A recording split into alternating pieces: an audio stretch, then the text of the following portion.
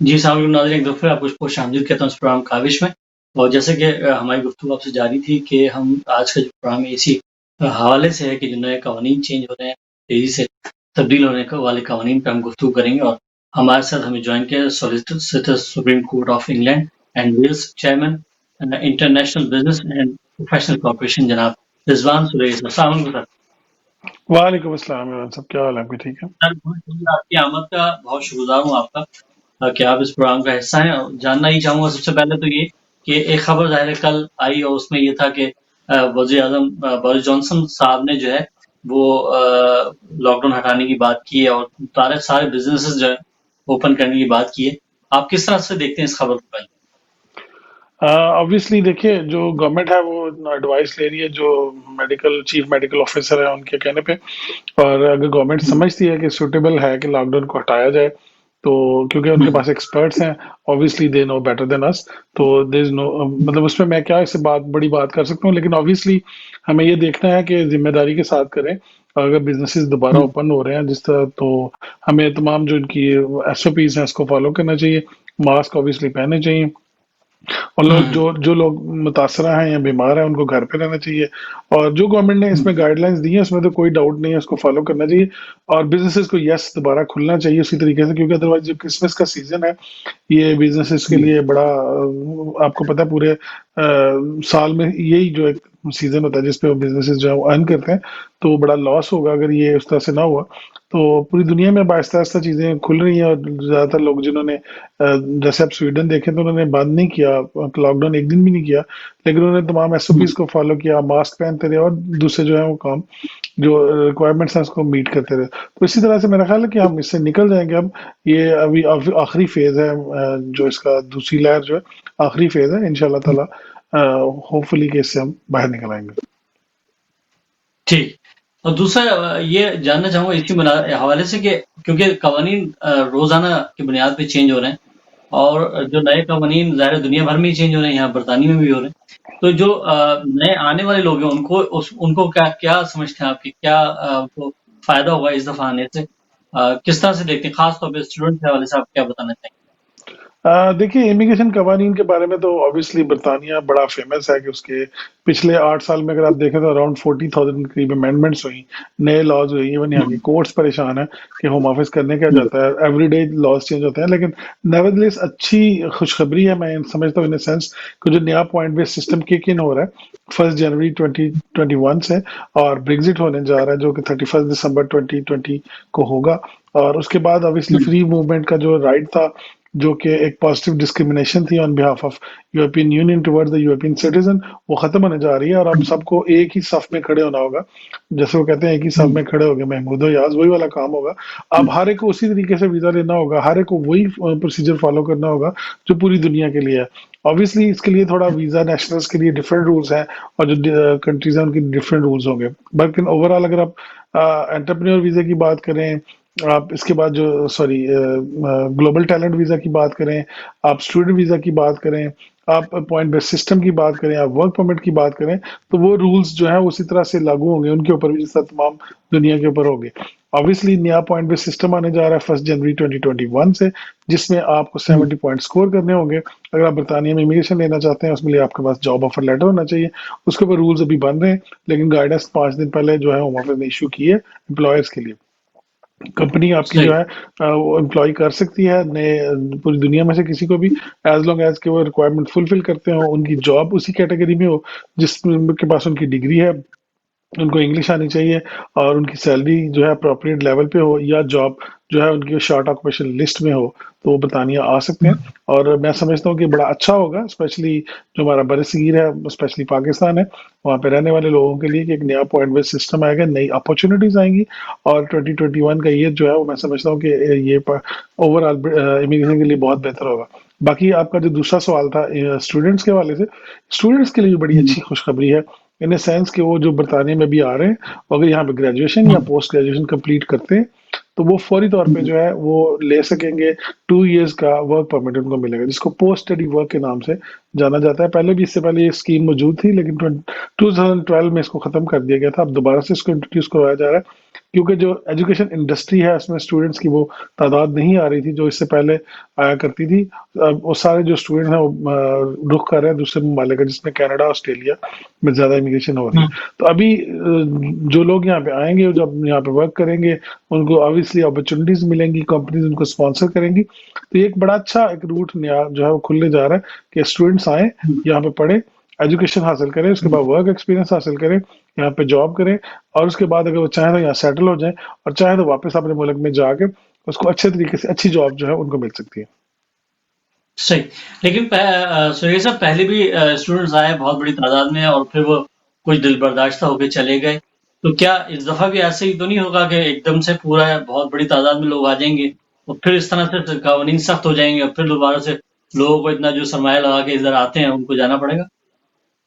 देखिए, जो पिछले 2000 अगर 11-12 की आप बात करें, जिसमें एक बड़ी तादाद में ओलंपिक्स की वजह से इन्होंने छूट दी थी, वो एक वन ऑफ सिनेरियो था। अब वो उस तरह से कॉलेजेस नहीं है, क्योंकि उस वक्त गवर्नमेंट के पास ना मैकेनिज्म था, ना इतनी सोच थी, ना इनको पता था कि किस तरह से जो जेली कॉलेजेस बने थे उनको कैसे ऑपरेट करना है। जो स्टूडेंट्स यूनिवर्सिटीज में आ रहे थे उनको कोई प्रॉब्लम नहीं हुआ, लेकिन जो कॉलेजेस हम्म, बने हुए थे, गोस्ट कॉलेजेस जिनको आप कहते थे, जो सिर्फ डिग्रियां देते थे और कुछ नहीं करते थे, वो सारे अब होम ऑफिस ने बंद कर दिए हैं। उसके ऊपर बड़ा सख्त क्राइटेरिया है, उसका बड़ा सख्त जो है वो तरीकेकार है, उसकी चेकिंग का, स्टूडेंट्स का, वैल्यूएशंस का, हर चीज का। इवन बहुत सारी यूनिवर्सिटीज के भी इस दौरान होम ऑफिस लाइसेंस रिवोक किए, वो इंटरनेशनल स्टूडेंट्स को बुला नहीं सकते थे, मास वाले लोकल स्टूडेंट्स के। तो आने वाला जो हम्म, दिन है उस तरह से नहीं होगा, जिस तरह जो, क्योंकि जो भी गलतियां एक दफा हो जाती है, ये ऐसी कौम है जो सिर्फ उनको उनको दोबारा नहीं दोहराती, उसको लूप होल्स को बंद कर दिया जाता है। तो अभी जेन्युइन स्टूडेंट की तरफ ही इनका रुझान है। ये चाहते हैं कि जेन्युइन स्टूडेंट्स आए, वो यहाँ पे वो काम करें, सीखें, और उसके बाद वो इंटीग्रेट हो सोसाइटी में, और यहाँ पे वर्क परमिट हासिल करें, उसके बाद यहाँ पे रहें। तो आप देखिएगा कि आने वाले दिनों में जो एक बड़ी तादाद जो है वो बरतानिया का रुख करेगी, और 2021 जो है एक अच्छा साल साबित होगा, इकोनॉमी के लिए भी, स्टूडेंट्स के लिए भी, इमिग्रेशन के लिए, इमिग्रेशन लॉयर्स के लिए, और ओवरऑल पूरी दुनिया से जो अपॉर्चुनिटीज खुल रही है बरतानिया में, उसके लिए भी। सही। अच्छा, दूसरा ये कि जो पहले विजिटर्स का जो मसाइल थे, विजिटर्स के लिए बड़ी मुश्किलात का सामना उन्हें करना पड़ रहा था आने के लिए। कुछ लोग अपने रिश्तेदारों को बुलाना चाहते थे, कुछ अपने वालिदैन को ज़ाहिर है बुलाना चाहते थे, बहन-भाइयों को बुलाना चाहते थे। तो वो बुला पाएँगे?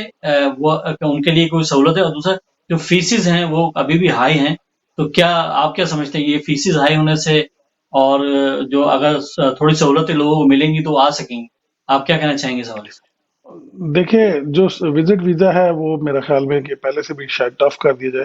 जो इस वक्त सिचुएशन है वो बड़ा टफ है ऑलरेडी विजिट वीजा, क्योंकि इसके लिए आपने दिखाना है कि आपकी सोशल टाइज जिस कंट्री से आप आ रहे हैं उसके साथ है नहीं है। हुँ, हुँ, हुँ, सही। जी, सुरेश साहब, आपकी आवाज़ मुझ तक नहीं पहुँच पाई। मेरे ख़्याल से सुरेश साहब की आवाज़ मुझ तक नहीं पहुँच पा रही। और फिर मज़ीद गुफ्तगू जनाब सुरेश साहब से करेंगे और जानेंगे कि किस तरह से अगर मज़ीद सख्तियाँ होंगी तो हमारे लोग जो हैं जो ये देना चाहते अ, जी सुरेश साहब, आपकी आवाज़ मुझ तक नहीं पहुँच पाई। दोबारा मैं चाहूँगा आप बयान बताइए।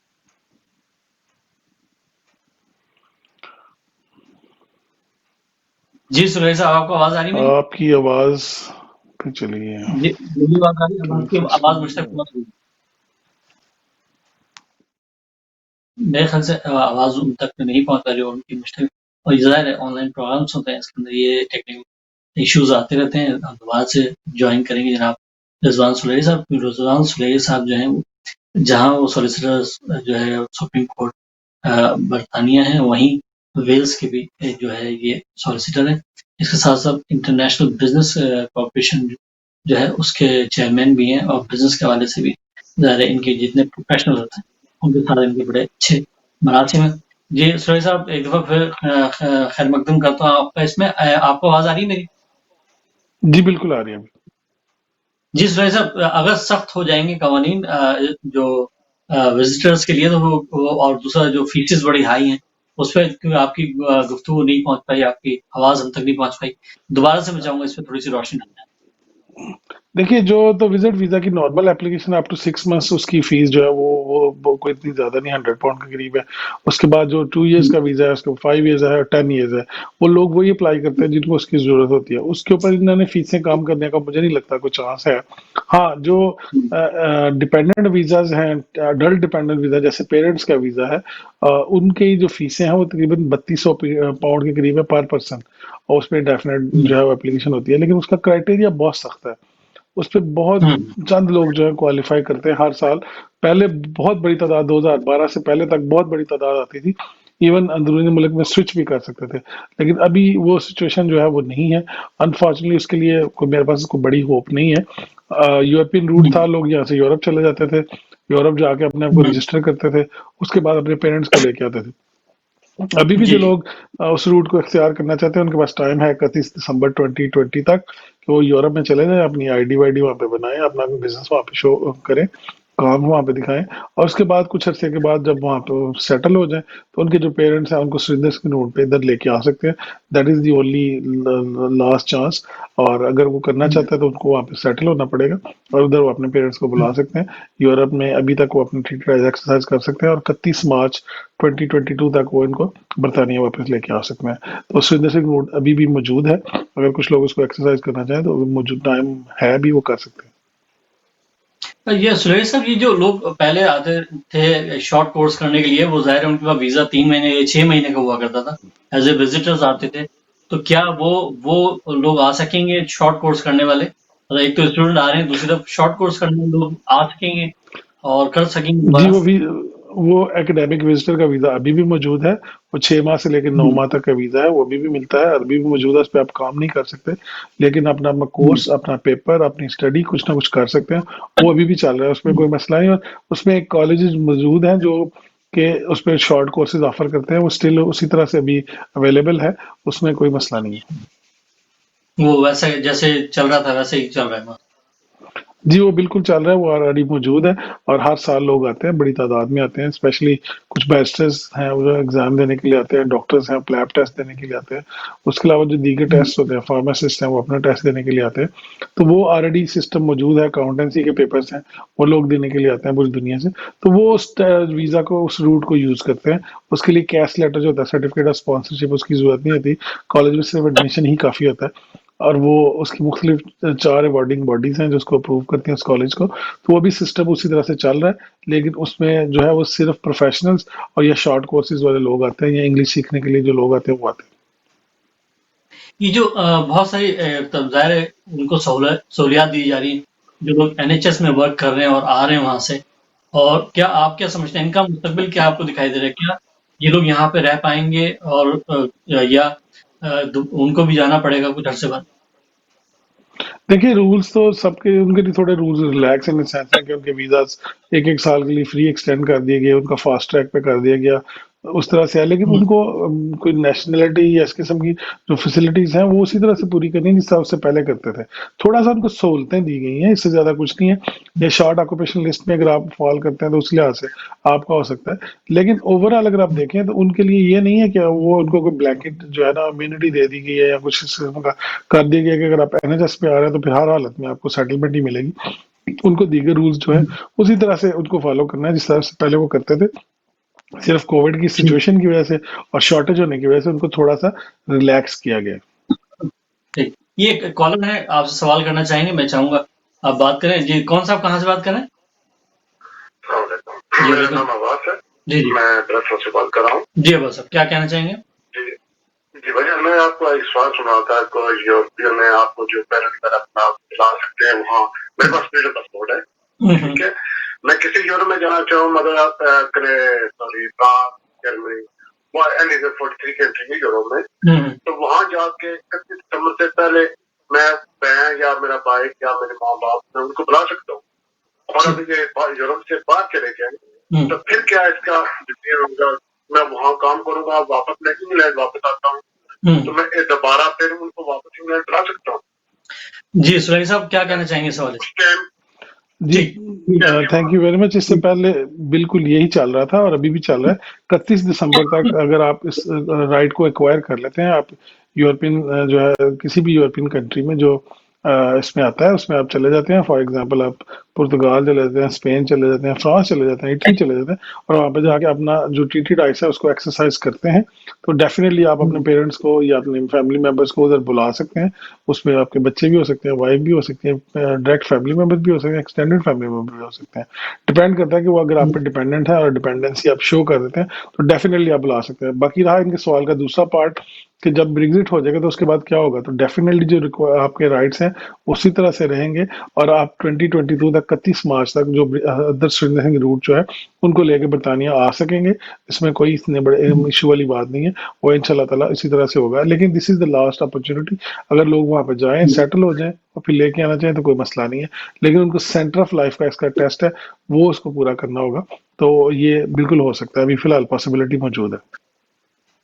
सही, ठीक है। मतलब ये 31 दिसंबर के बाद भी ये कोशिश करें तो बुला सकता हूँ। नहीं, 31 दिसंबर से पहले इनको वहां पे जाके अपनी आईडी और अपना रजिस्ट्रेशन का प्रोसेस सारा कंप्लीट करना होगा, जिसमें इनको जिस तरह के यूरोपियन यहाँ पे आ रहे हैं सेम टू सेम यही अगर उधर जाके कर सकते हैं, जैसे यूरोपियन बरतानिया में आ रहे हैं 31 दिसंबर तक जो आ जाएंगे और अपनी एप्लीकेशन सबमिट कर देंगे या एविडेंस दे देंगे वहां पे आ गए, तो वो फिर जो है वो उनको यहाँ पे यूरोपियन राइट्स मिलेंगे। जो 31 दिसंबर के बाद आएंगे उनको फिर यूरोपियन राइट्स नहीं मिलेंगे। ठीक। और ये जो रोजाना की चेंजिंग्स आ रही हैं, इससे इससे कोई इफेक्ट पड़ेगा इसके ऊपर? ये चीजें तो ऑलरेडी सेटल हो चुकी हैं। जो इस पे जैसे से जो बात चल रही थी, नेगोशिएशन हो रही थी, इस पे गाइडेंस आ चुकी है, हर चीज क्लियर हो चुकी है। अब फर्दर जो है होम ऑफिस की वेबसाइट जो आप उसको विजिट करें, आप हर चीज की गाइडेंस मिल जाएगी, या आप किसी लॉयर से रब्ता कर लें।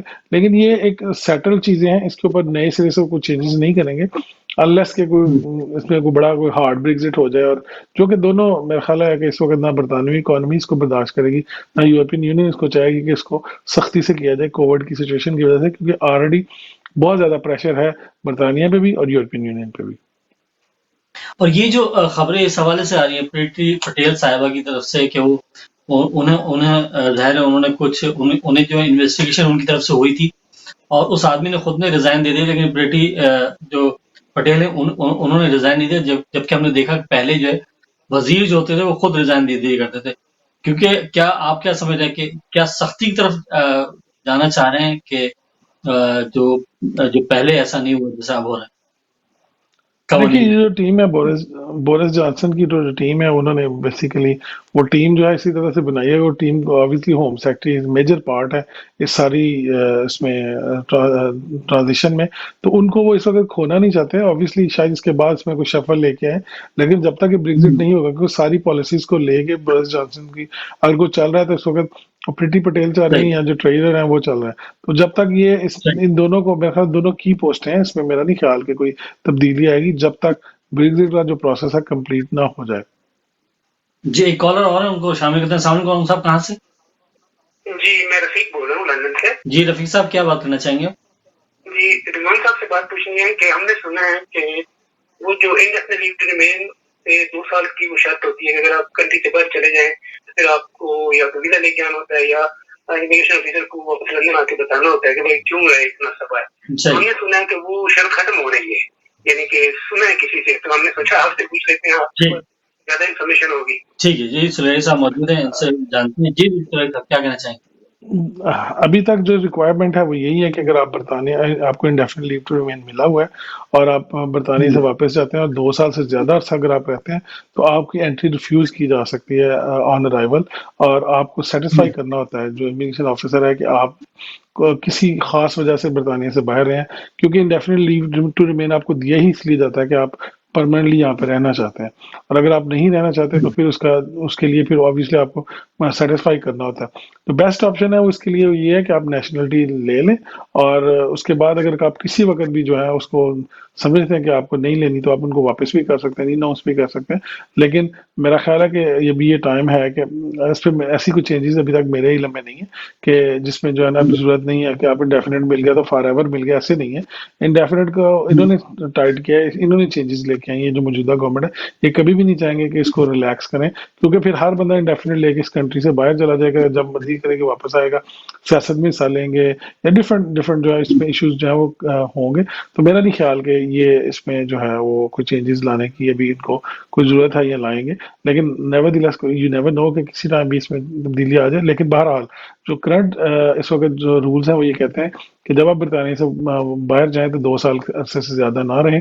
और ये भी नहीं है कि कुछ लोग हैं वो मैंने वैसे केसेस भी देखे हैं कि लोग गए और आखिरी महीने में वापस आ गए, फिर चले गए, फिर 2-3 दफ़ा अगर उन्होंने इस तरह किया तो उसके ऊपर भी जो इमिग्रेशन ऑफिसर है उन्होंने उनकी एंट्री रिवोक कर दी और उनको कहा कि हम आपको एंट्री नहीं देते हैं।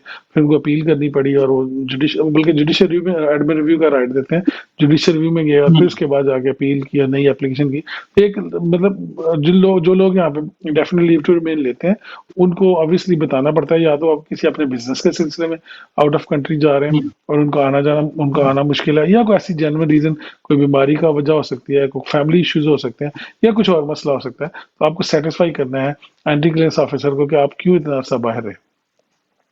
सही, ठीक। अच्छा, इसी के हवाले से ये भी क्योंकि एनएचएस के हवाले से बात हुई, तो एनएचएस की जो पहले फीस थी वो 400 पाउंड थी, अब 600 हो गई।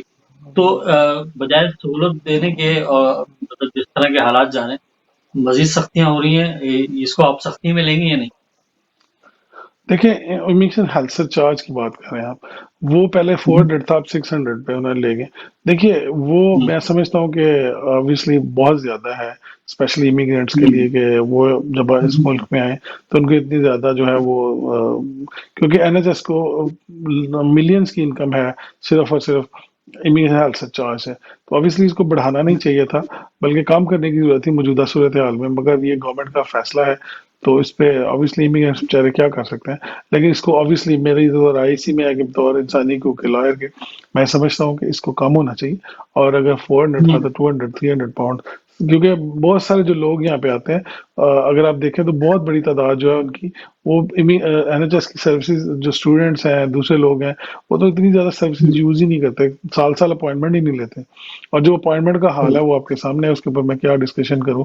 और स्पेशली जो अभी अगर आपने जीपी सर्विसेज यूज़ करनी है तो आपको अच्छे से अंदाजा है को बहुत अच्छी नहीं है इस वक्त, बड़ी आइडियल नहीं है।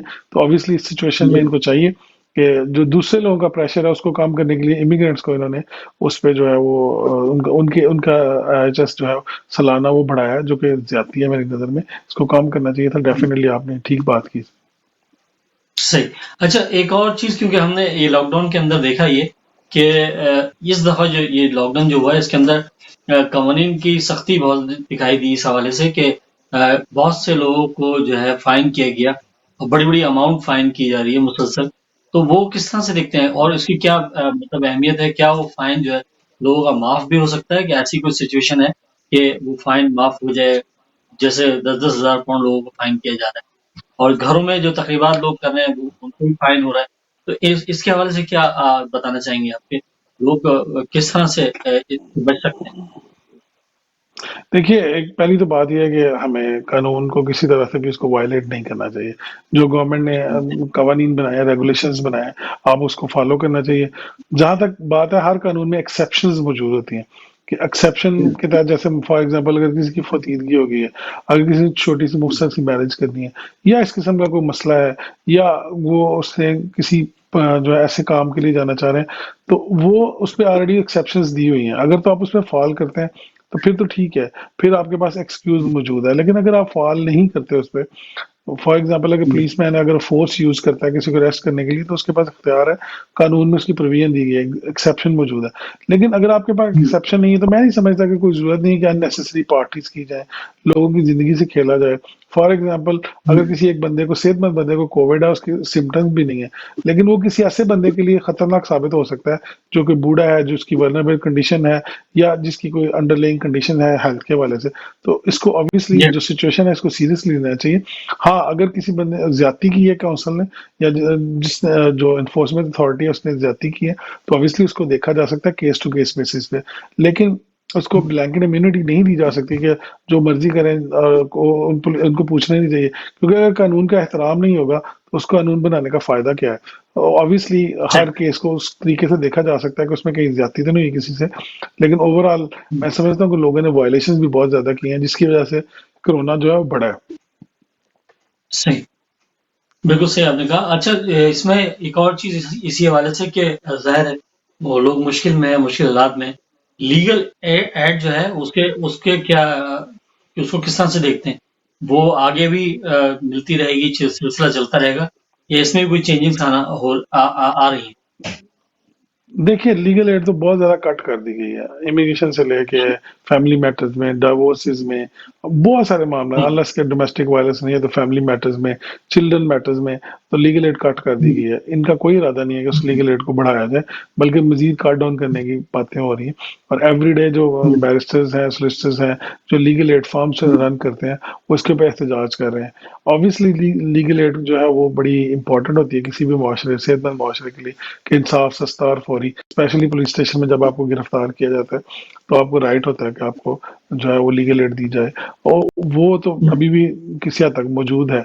लेकिन अगर आप ओवरऑल देखें फैमिली मैटर्स में और दीगर मैटर्स में, जिसमें हाउसिंग में, उसके अलावा जो दीगर सिविल मैटर्स में जो आपको लीगल एड अवेलेबल हुआ करती थी आज से कुछ साल पहले, वो बिल्कुल खत्म कर दी गई है, और डे बाय डे उसके रेट्स भी कम कर दिए गए हैं और कट डाउन करते जा रहे हैं। तो लीगल एड मिलनी चाहिए मेरे ख्याल में, और ऑब्वियसली और बड़ी आसानी से होनी चाहिए। लेकिन अनफॉर्चुनेटली जो करंट सिनेरियो है, इकोनॉमिक कंडीशंस हैं, उसमें मुझे नहीं लगता कि हुँ। आने वाले दिनों में इसमें कोई बेहतरी आएगी, बल्कि शायद कुछ कमी आए। मतलब मज़ीद आप कट होता देख रहे हैं इसके अंदर। और वो भी है, दूसरा इसमें ना क्वालिटी और सर्विस का इशू भी होता है कि लीगल एड्स अगर उनको एक प्रॉपर एक फिक्स अमाउंट मिलनी है तो वो इतनी मेहनत क्यों करेंगे, उतनी क्वालिटी कैसे दे सकते हैं, पॉसिबल ही नहीं है। उनको सस्ते लॉयर्स रखने पड़ेंगे, सस्ते केस वर्कर रखने पड़ेंगे, तभी जाके उनको उस फर्म को जिसको लीगल एड मिलती है उसको कुछ प्रॉफिट हो सकता है, अदरवाइज तो लॉस में जाएगी। क्योंकि जितना ज्यादा टाइम एक केस पे सर्व होना चाहिए, उतना ज्यादा टाइम लीगल एड लॉयर्स दे नहीं पाते, क्योंकि उनके पास टाइम होता नहीं है, उसका उस तरह से फंड नहीं किया जाता। तो ये इश्यूज तो बहरहाल हुँ, मौजूद है, लोग इसकी कंप्लेंट भी करते हैं।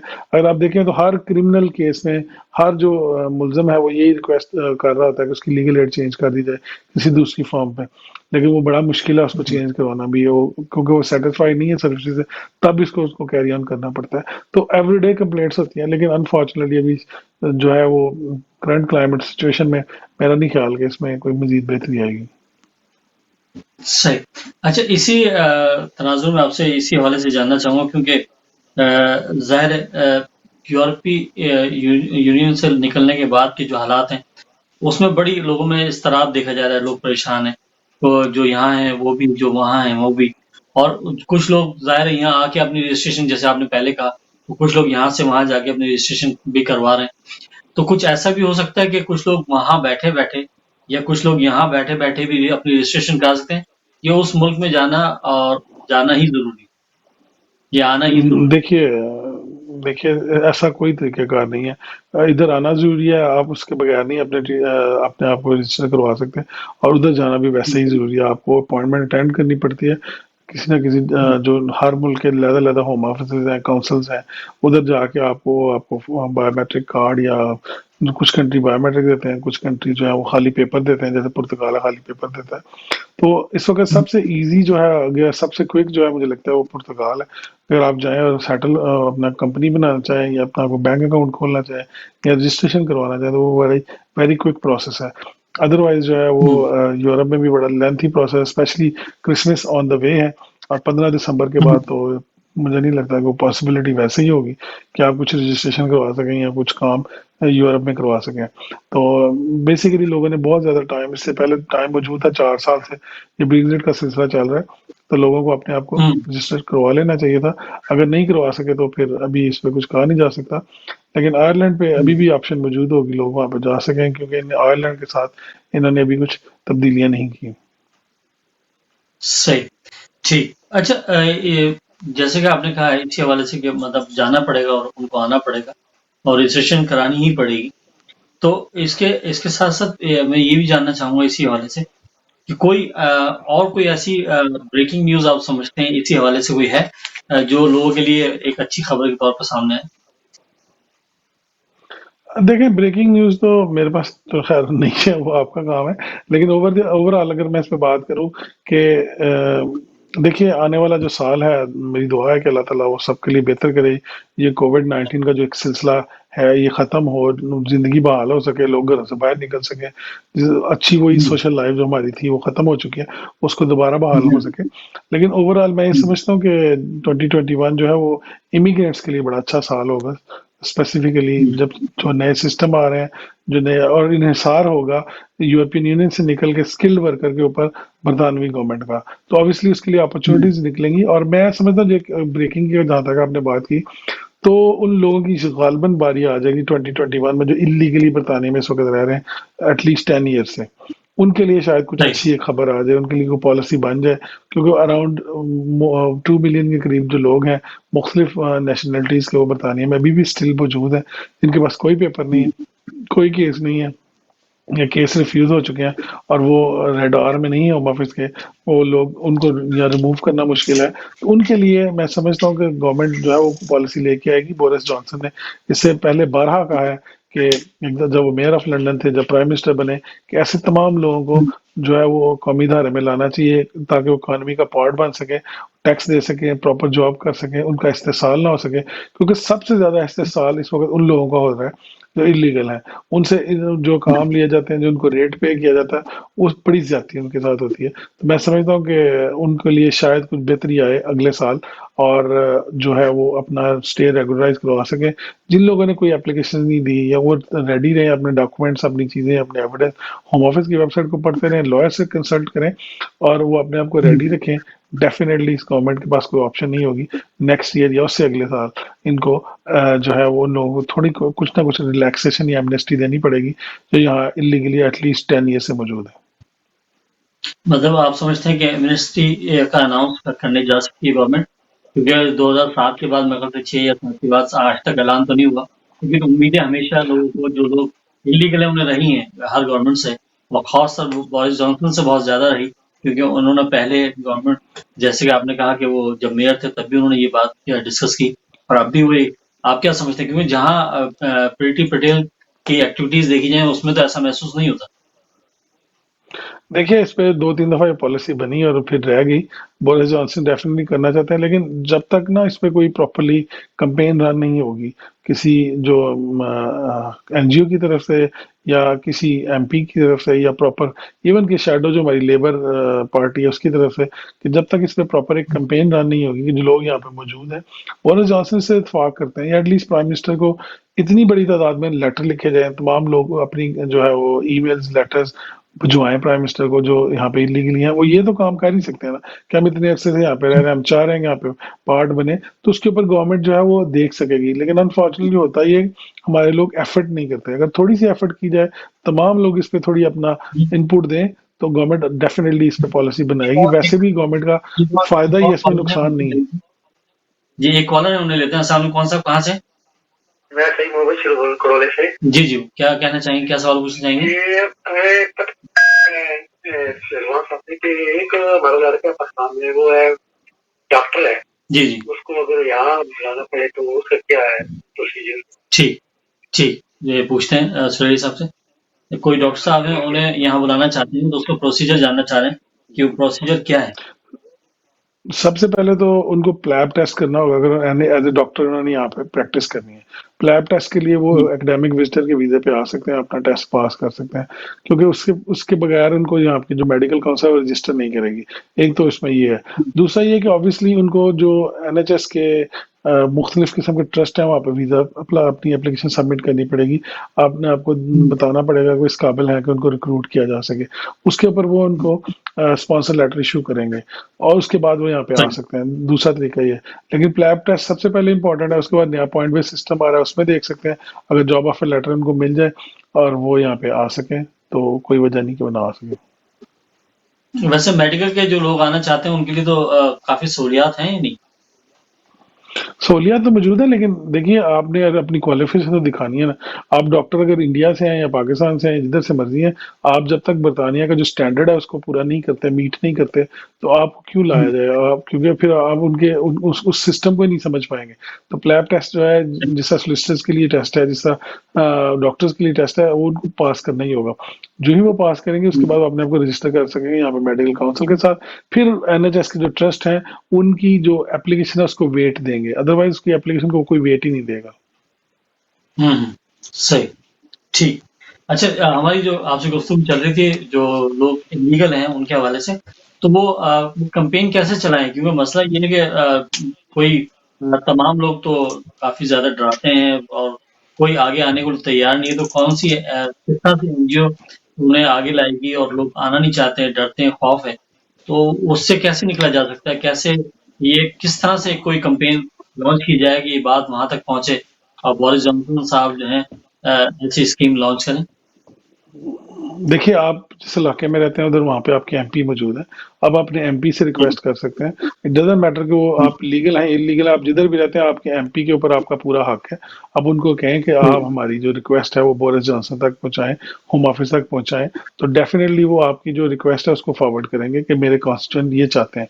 तो आप उनको लिखें हुँ, कि जी आप हमारे लिए इसको कैंपेन को रन करें। पहला ऑप्शन ये है। दूसरा ऑप्शन ये है कि जॉइंट काउंसिल फॉर माइग्रेंट जो है वो मौजूद है, जो गवर्नमेंट से फंडिंग भी लेती है और इधर-उधर से भी फंडिंग लेती है।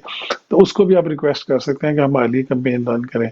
उसके अलावा आपने अपने हुँ, लॉयर से भी कह सकते हैं, अपने दोस्तों से कह सकते हैं, अपनी फैमिली मेंबर से कह सकते हैं कि आप इसके लिए एटलीस्ट हमारे साथ सपोर्ट करें और एक ईमेल कर दें होम ऑफिस को, सॉरी अपने एमपी को और प्लस जो है वो प्राइम मिनिस्टर को। तो ऑब्वियसली इसका मोमेंटम बन सकता है इसके लिए। और कुछ कुछ कोई एनजीओ जो एमिग्रेंट्स के लिए काम करती हैं वो सामने आ सकती हैं, उनको आप ये टास्क दें क्या जो है वो इसके लिए आपकी हेल्प करें। तो डेफिनेटली वो उनका काम ही है, वो उस पर क्यों नहीं करेंगे। लेकिन ऑब्वियसली इसके लिए एक प्रॉपर कंपेन रन करनी पड़ेगी। जैसे बिल्कुल, टीयर वन जनरल के जो कैंडिडेट थे, आपसे कुछ अर्सा पहले, दो हुँ, साल पहले उन्होंने मुजाहरे किए प्राइम मिनिस्टर हाउस के जी, बाहर। उन्होंने हुँ, मुजाहरे किए, उन्होंने एमपीज को लिया साथ, उस पर डिबेट्स हुई, पार्लियामेंट में डिस्कशन हुई, पार्लियामेंट्री कमेटी में बात हुई, इन माइग्रेंट जो इमिग्रेशन की कमेटी है उसमें बात हुई। तो अल्टीमेटली हुँ, उस पर रिलैक्सेशन हुआ। तो जब तक हुँ, आप नहीं अपना मांगेंगे क्योंकि जो लोग यहाँ पे रह रहे हैं 10 साल से, वो ऑब्वियसली उनका एक मिजाज बदल गया है, वो वापस अपने मुल्क में उस तरह से जा नहीं सकते, इंटीग्रेट नहीं हो सकते वो, क्योंकि बरतानिया का वो किस्म का पार्ट बन चुके हैं। तो उनको भेजा हुँ, भी नहीं जा सकता। अगर भेजा जा सकता तो होम ऑफिस भेज देता। उनको पकड़ा नहीं जा हुँ, सका, उनके साथ उस तरह हुँ, से प्रेशर नहीं किया जा सकता। तो ऑब्वियसली वो पार्ट है सोसाइटी का। लेकिन अभी ये चाहिए कि हुँ, तमाम लोग मिलके उसके ऊपर थोड़ी सी वर्किंग करें, और ऑब्वियसली हुँ, किसी एक को आगे लगना होगा। तो डेफिनेटली ये हो सकता है, कोई इतना बड़ा बात नहीं है। कोई आप मतलब आपका चैनल है वो भी इस पे उनके मुख्तलिफ प्रोग्राम कर सकता है, दीगर चैनल भी कर सकते हैं।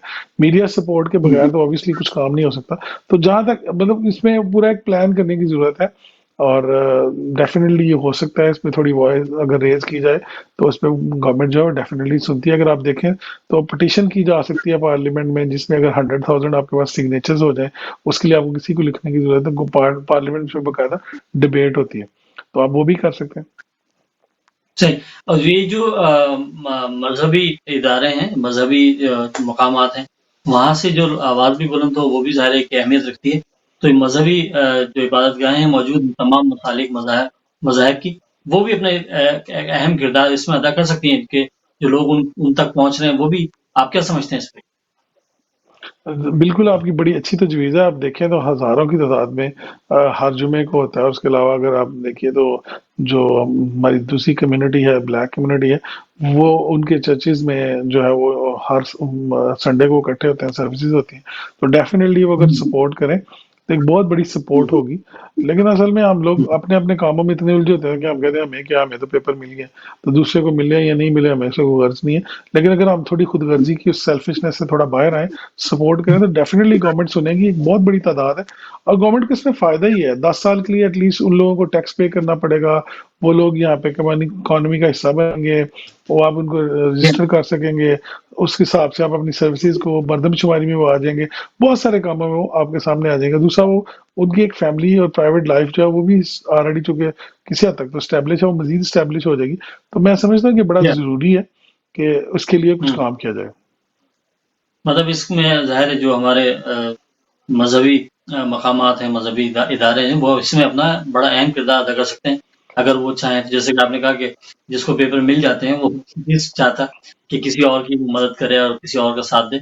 इस जो सेल्फिशनेस है, इससे देखिए बाहर निकलना हमारे, पड़ेगा अगर उनको। आप देखें टीवी स्टेशंस, अगर आप कोई भी लगाएं तो रमजान पूरा देखें या जब भी को हमारा मजहबी टाइम आता है तो देखें हर वक्त चैरिटी अपील और ये और वो, ऐसी अपील कोई इमिग्रेंट्स के लिए क्यों नहीं करता? उनके लिए भी करनी चाहिए, उनको थोड़ा टाइम उसके लिए भी लगे। कोई एक एनजीओ अगर इसमें अपना उसको माटो बना ले तो एक तो वो उस एनजीओ को वैसे ही बड़ी प्रमोशन मिल जाएगी ऑटोमेटिकली।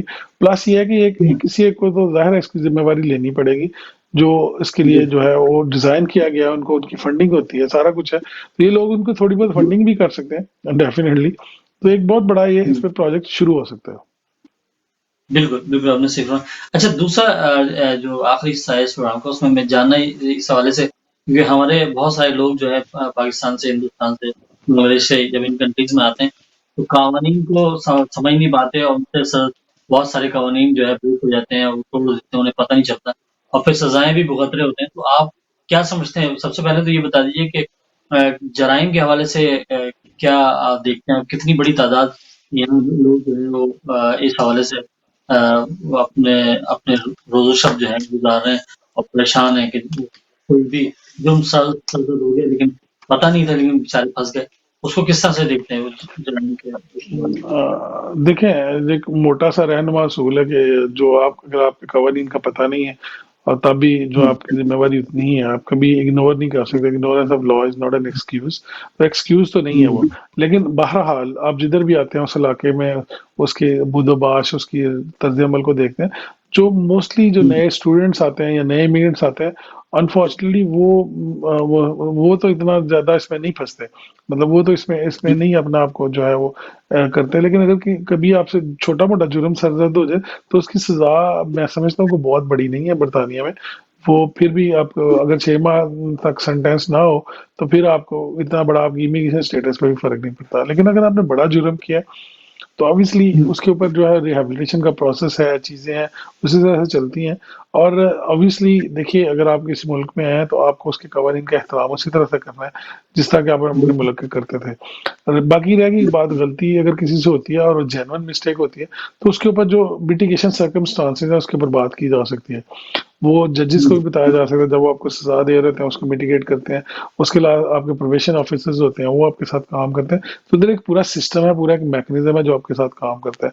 अगर एक आध जुर्म है तो उसके ऊपर जो है वो उतनी सख्त जो है वो इश्यूज नहीं है। लेकिन अगर आप मतलब यहाँ पे बहुत सारे मैंने लोग देखे हैं जो रिपीट ऑफेंडर्स होते हैं, बार बार वो जुर्म करते हैं, तो उनके लिए ऑब्वियसली जी हाँ, माफी नहीं है। जो क्रिमिनल्स हैं, जो जिन्होंने बड़े जराइम किए हैं, उनका कोई हक नहीं है कि उनको यहाँ पे रखा जाए, क्योंकि उसकी वजह ये है कि उससे वो पूरे माशरे में एक बिगाड़ पैदा होगा। तो ऑब्वियसली ये चाहते नहीं है और कोई भी माशरा नहीं चाहता कि इलीगल इमिग्रेंट्स आए या लीगली भी आए इमिग्रेंट्स और आगे इमिग्रेंट्स जो है वो यहाँ पे कोई मिसाइल पैदा करे। तो ये हुँ, बहरहाल मैं समझता हूँ कि अगर किसी से कोई गलती हुई है तो उसके लिए, और उनको उनका इमिग्रेशन का इशू है तो उनको प्रॉपर इस पे एडवाइस लेनी चाहिए और हुँ, प्रॉपरली जो है वो मिटिगेशन के जो सर्कमस्टांसेस हैं उनको नजर आना चाहिए कि उन्होंने अपनी इस गलती को सुधारा है, ना कि उसको मजीद सही। बिगाड़ के फर्दर जो है जराइम की।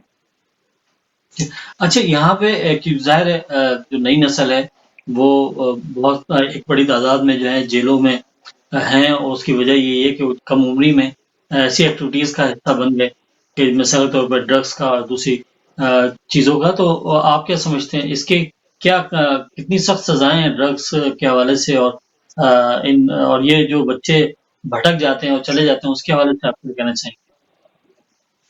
देखिए इसमें सजाएं तो सब बहुत ज्यादा हैं। सबसे ज्यादा बड़ी सजा हुँ, अगर आप देखें तो एक मर्डर अभी ताजा केस हुआ है जिसमें एक शख्स ने मर्डर किया और मर्डर करने के बाद उन्होंने वो बॉर्न एंड ब्रॉट अप यहाँ पे है, लेकिन उसके उसके पेरेंट्स जो पाकिस्तानी थे तो वो पाकिस्तान में उसको भेजा जा रहा है। तो ये देखिए ये हुँ, उसको मुल्क बदर किया जा रहा है। ये तो इस तरह की जी। बातें हैं।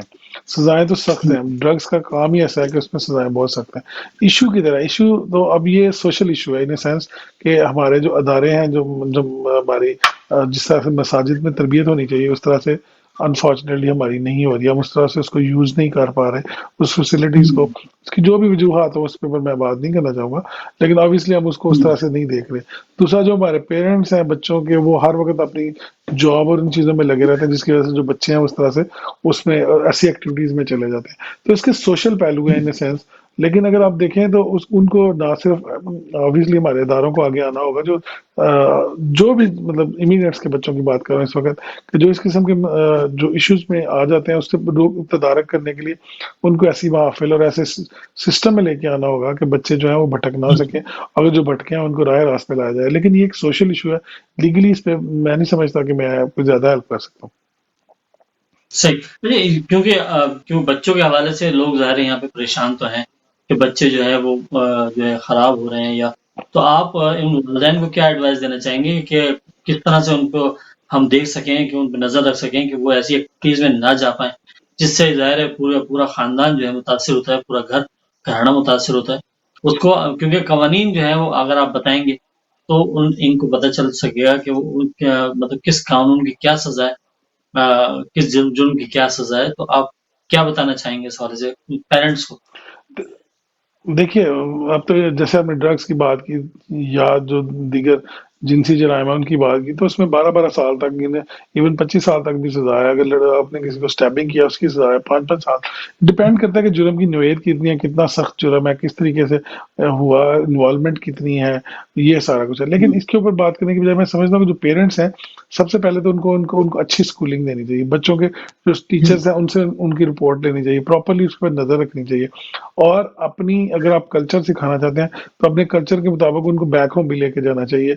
उनको मुख्तलिफ जो है वो अपने जो खानदान में लोग हैं, उनसे मिलाना चाहिए। उनके बच्चों को एक दूसरे से अच्छी दोस्ती बॉन्ड बनाना चाहिए, और हर वक्त देखना चाहिए कि आपका बच्चा शाम को क्या कर रहा है, वो किधर जा रहा है, कैसे हुँ, कौन सी उसकी जो है एक्टिविटीज है। एटलीस्ट 18 साल तक तो आपको देखनी ही चाहिए। उसके बाद जाके अगर हुँ, वो फिर भी नहीं आता तो कुछ ऑब्वियसली कुछ बच्चे, हर वो चाहे पाकिस्तान है, चाहे बरतानिया है, चाहे कहीं और है, वो कुछ ना कुछ बच्चे तो हुँ, डेफिनेटली वो उसका शिकार होते हैं। लेकिन अगर आप अच्छी पेरेंटिंग करें और उसके साथ साथ अच्छी दोस्तियां बनाएं, अच्छे लोगों से जो है उसकी कंपनी अपने बच्चों की बनवाएं, तो कोई वजह नहीं है कि आपके बच्चे जो है वो उसका शिकार होंगे। लेकिन ओवरऑल मैं जैसे हुँ, मैंने पहले भी कहा, एक मुआशरती इशू है। सजाएं तो बहुत ज्यादा हैं, हुँ, बहुत सख्त हैं। एक दफा कोई भी सजा हो जाए तो ऑब्वियसली फिर सारी उम्र बंदा उससे रिकवर नहीं हो पाता। उसका उसका उसके साथ वो सिस्टम चलता है, वो रहता है। और अगर दोबारा की गलती सरजद हो तो उसकी सजा फिर पहले की जुर्म को देखते हुए ज्यादा सख्त मिलती है। तो ऑब्वियसली पहली दफा हुँ, तो यहाँ पे काफी हद तक उसमें रिलैक्सेशन रहती है, लेकिन फर्दर उसके बाद माफी नहीं मिलती। तो ऑब्वियसली ये पेरेंट्स की रिस्पॉन्सिबिलिटी बहुत सख्त है कि वो अपने बच्चों को प्रॉपरली जो है वो गाइड भी करें, मेंटरिंग भी करें, और उन पर नजर भी रखें। जी, एक कॉलर है हमारे साथ, उनसे उनसे जो सवाल पूछने थे वो पूछते हैं। अस्सलाम, कौन साहब कहाँ से बात कर रहे हैं? वालेकुम, इमरान नकवी आशिक खुदा बात कर रहा हूँ लंदन से। जी भुट्टो क्या साहब, हाल क्या चाल है आपके? अल्हम्दुलिल्लाह, आप और बताइए। रिजवान सुलेरिया साहब से बात करनी, तो आप बहुत अच्छा, आपने आज जो ये मौजू सेलेक्ट किया है, बहुत शुक्रिया। ये परफेक्ट मौजू है। हुँ, तो इसमें मैं ये आप एक बात ऐड करना चाहता हूँ कि मैंने तकरीबन कोई 650 जितने यूके के पार्लियामेंट के एमपी हैं सबको लेटर लिखा सही, कि मैं लंदन में रहता हूँ, तो जितने अनडॉक्यूमेंट लोग हैं उनको वर्क परमिट दिया जाए और उनको जो है एविडेंट डॉक्यूमेंट दिए जाए। सही, लेकिन वो सामने से जवाब आता है कि आप अपने एमपी को लिखें। सही। तो जो हमारे लोग हैं, मैं एक जो है वो ये कोविड के ये दरमियान में एक प्रोटेस्ट भी कर चुका हूँ नंबर 10 के सामने। हमारे ठीक, ये लोग जो है ये निकलते नहीं है घर, सही, इनको पता नहीं क्या खौफ है। ठीक, तो क्या जो मैं लेटर लिख रहा हूँ, मेरा नेक्स्ट प्रोजेक्ट है कि जो हाउस ऑफ लॉर्ड है उनमें लेटर लिखना चाहता हूँ। सही। तो सामने से मुझे जवाब आता है हुँ, कि भाई आप जिस कॉन्स्टिट्यूंसी में रहते हैं वो आपका एमपी बात करेगा।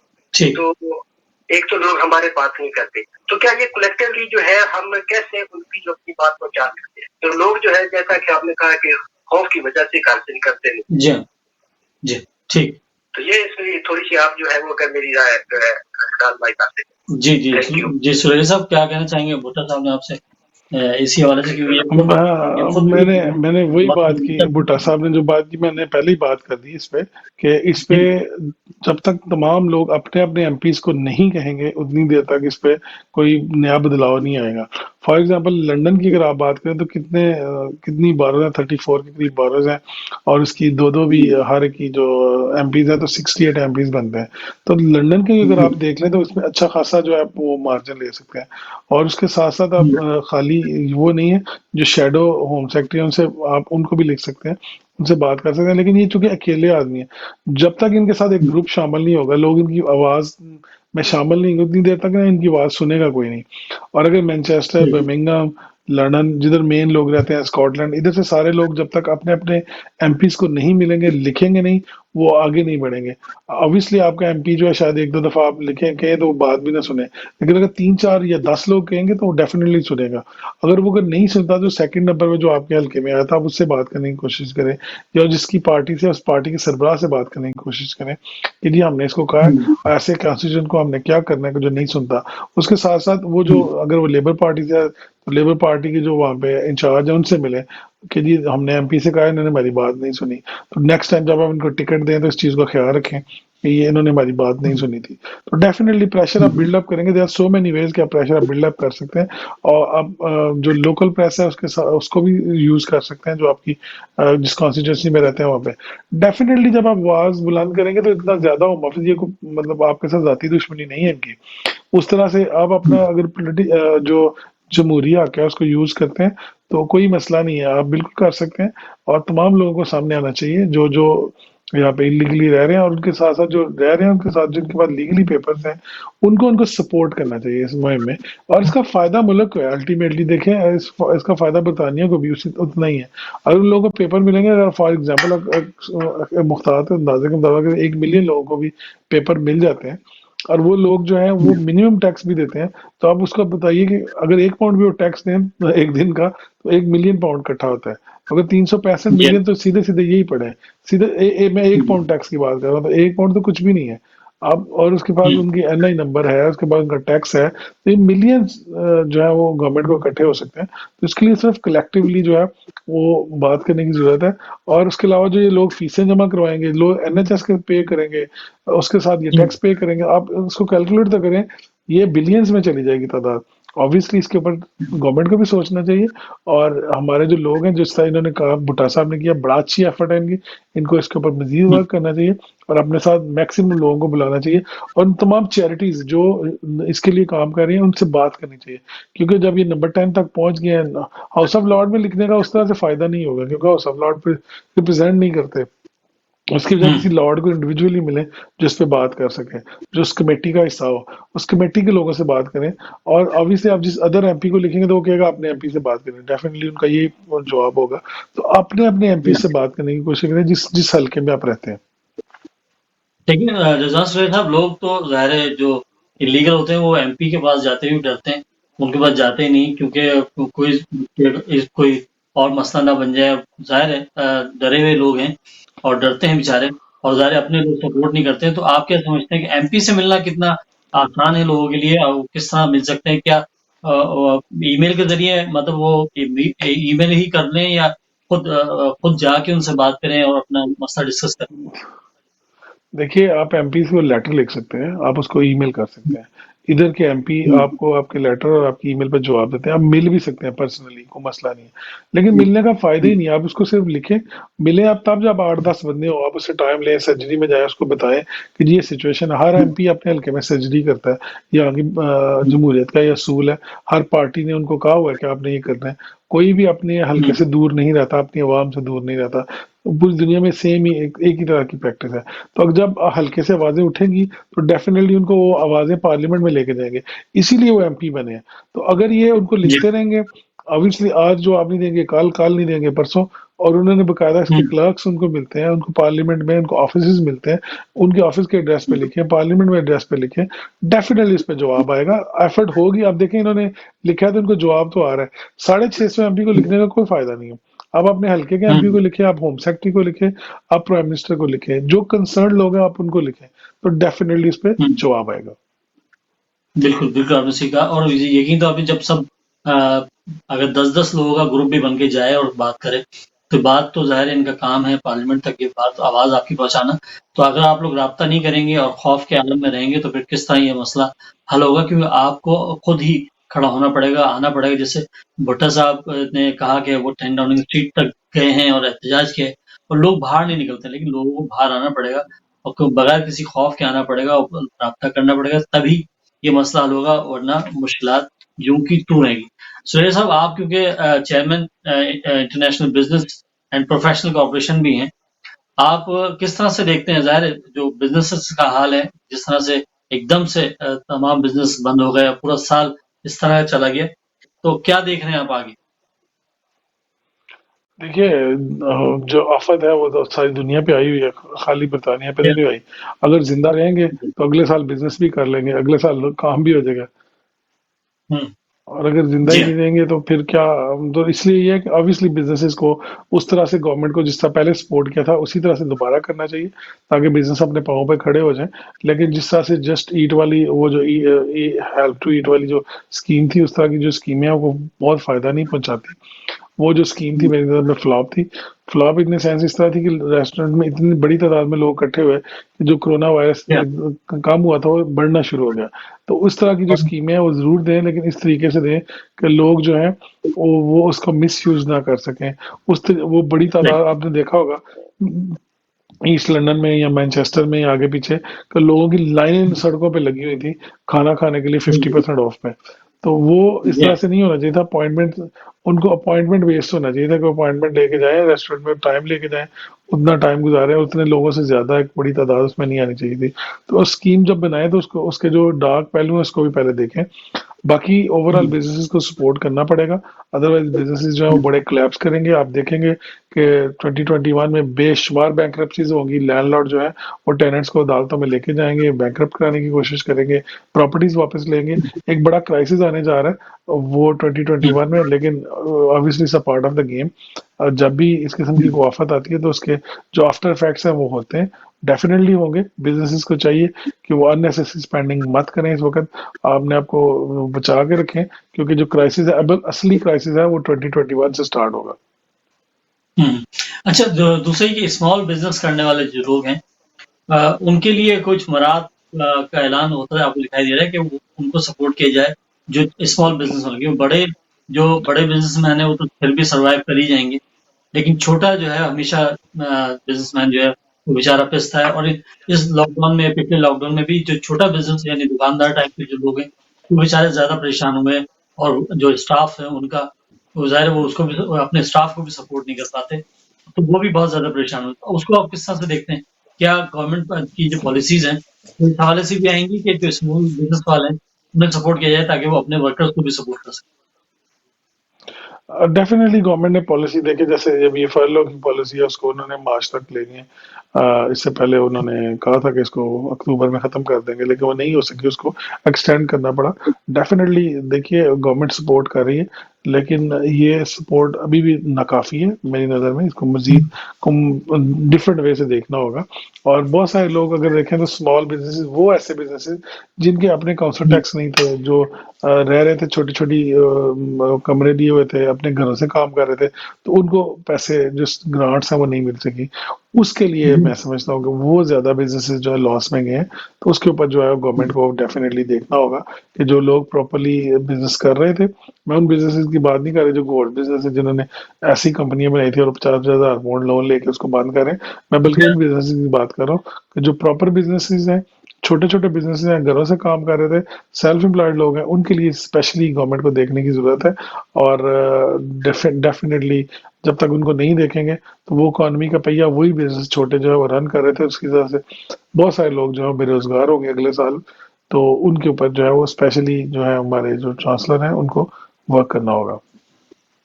ये जो प्रोफेशनल्स हैं हमारे, जो इस बरतानिया में आएँगे या हैं मौजूद, उनका स्कोप क्या देख रहे हैं आप? क्योंकि आप, एक बहुत बड़ा आपके पास बड़ी तादाद में लोग मौजूद हैं, जो प्रोफेशनल हैं और आपके साथ जुड़े हुए हैं। तो उनकी जो आने वाला वक़्त कैसे देखते हैं? देखिए जो तो अकाउंटेंट्स हैं, लॉयर्स हैं, वो तो अकाउंटेंट्स ने तो बहुत पैसे कमाए हैं इस कोविड-19 में। हुँ, जितने पैसे अकाउंटेंट्स ने कमाए हैं, शायद किसी और ने कमाए हों। और डिफरेंट हुँ, डिफरेंट स्कीम्स के जरिए लोन अप्लाई करने के लिए, फर्लोग अप्लाई करने के लिए उन्होंने अपनी डिफरेंट हुँ, तरीके से जो है उसमें पैसे कमाए हैं। तो वो तो बड़े फिट हैं।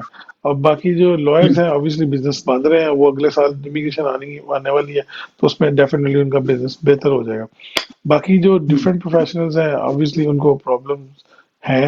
और क्योंकि हुँ, बिजनेस जब बंद हो गए, जिनका जो हेल्थ एंड सेफ्टी वाले प्रोफेशनल थे, कॉलेजेस थे वो उनको प्रॉब्लम हुई है, और जो मुख्तलिफ किस्म के सेल्फ एम्प्लॉयड काम कर रहे थे लेकिन ऑनलाइन बिजनेस में जो मुलव्वस थे या आईटी में जिसमें जो वो काम कर रहे थे, वो डेफिनेटली आप देखें तो उनका बूम हुआ है, उनको फायदा हुआ है। तो ये आप कह सकते हैं कि विन विन सिचुएशन थी।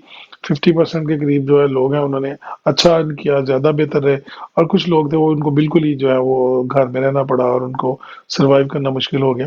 तो ये दोनों साइड्स हैं, तस्वीर के दोनों रुख हैं, लेकिन बिजनेसेस को ज्यादा लॉस है एज कम्पेयर टू प्रोफेशनल्स। सही। मैं बहुत शुक्रगुज़ार हूँ जनाब रिज़वान सुरैश साहब आपका कि आपने इतना कीमती वक़्त हमें दिया, और इंशाल्लाह फिर दोबारा आपकी इसी हवाले से प्रोग्राम करेंगे, कोई और अहम मौज़ू पे हम आपसे ज़रूर बात करेंगे, क्योंकि ज़ाहिर है आप बहुत ज़्यादा खिदमत अंजाम दे रहे हैं बरतानिया में। बहुत शुक्रिया आपका कि आपने टाइम दिया।